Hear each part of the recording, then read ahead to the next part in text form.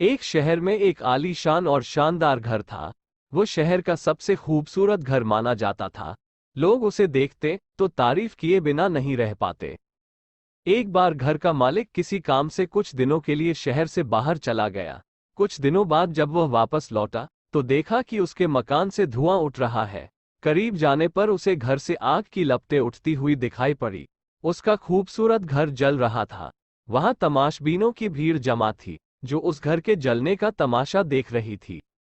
अपने खूबसूरत घर को अपनी ही आंखों के सामने जलता हुए देख वो व्यक्ति चिंता में पड़ गया।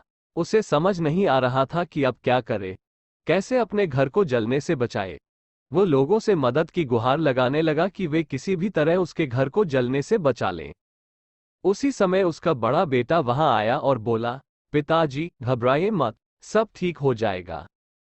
इस बात पर कुछ नाराज होता हुआ पिता बोला, कैसे न घबराऊं, मेरा इतना खूबसूरत घर जल रहा है। बेटे ने उत्तर दिया, पिताजी माफ कीजिएगा, एक बात मैं आपको अब तक बता नहीं पाया था। कुछ दिनों पहले मुझे इस घर के लिए एक बहुत बढ़िया खरीदार मिला था। उसने मेरे सामने मकान की कीमत की 3 गुनी रकम का प्रस्ताव रखा। सौदा इतना अच्छा था कि मैं इनकार नहीं कर पाया और मैंने आपको बिना बताए सौदा तय कर लिया। ये सुनकर पिता की जान में जान आई।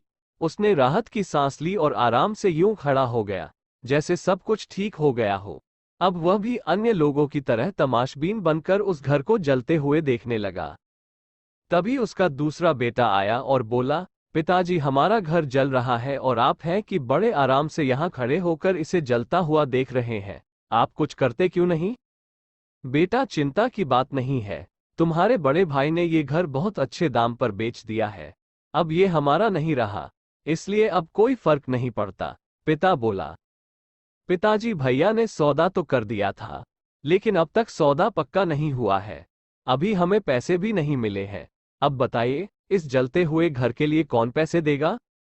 ये सुनकर पिता फिर से चिंतित हो गया और सोचने लगा कि कैसे आग की लपटों पर काबू पाया जाए। वो फिर से पास खड़े लोगों से मदद की गुहार लगाने लगा। तभी उसका तीसरा बेटा आया और बोला, पिताजी घबराने की सच में कोई बात नहीं है। मैं अभी उस आदमी से मिलकर आ रहा हूं, जिससे बड़े भाई ने मकान का सौदा किया था। उसने कहा है कि मैं अपनी जुबान का पक्का हूं। मेरे आदर्श कहते हैं कि चाहे जो भी हो जाए, अपनी जुबान पर कायम रहना चाहिए। इसलिए अब जो हो जाए, जबान दी है, तो घर जरूर लूंगा और उसके पैसे भी दूंगा।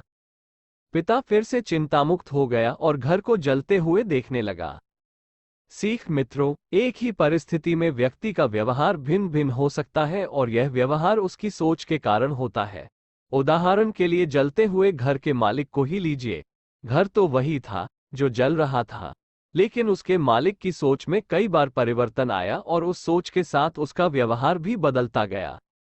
असल में जब हम किसी चीज से जुड़ जाते हैं तो उसके छिन जाने पर या दूर जाने पर हमें दुहक होता है। लेकिन यदि हम किसी चीज को खुद से अलग कर देखते हैं तो एक अलग सी आजादी महसूस करते हैं और दुख हमें छूता तक नहीं है। इसलिए दुखी होना और ना होना पुनर्तः हमारी सोच और मानसिकता पर निर्भर करता है।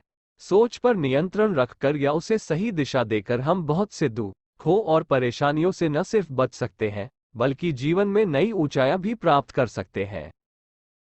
धन्यवाद।